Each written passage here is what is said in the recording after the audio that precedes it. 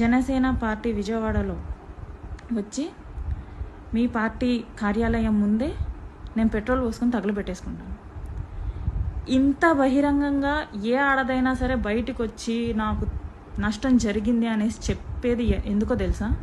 Popular అవుదామని కాదు, ఇలాంటి విషయాల్లో కాదు పాపులర్ అయ్యేది. ఏదైనా సాధిస్తే పాపులర్ అయితే దానికి ఫేమ్ ఉంటుంది.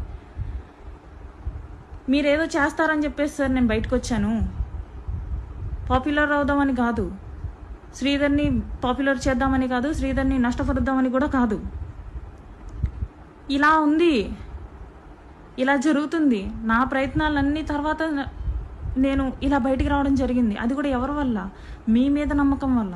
మీరు నాకు న్యాయం చేస్తారని చెప్పేసి. చిన్నప్పటి నుంచి చూస్తున్నాం మిమ్మల్ని.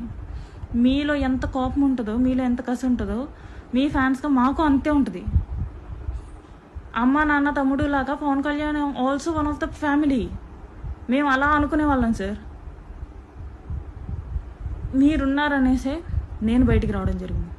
లేదు, మీరందరూ కంకణం కట్టుకొని నాకు అన్యాయం చేయాలి అనుకుంటే నేను మీ పార్టీ కార్యాలయానికే వచ్చి నేను ఆత్మహత్య చేసుకుంటాను సార్.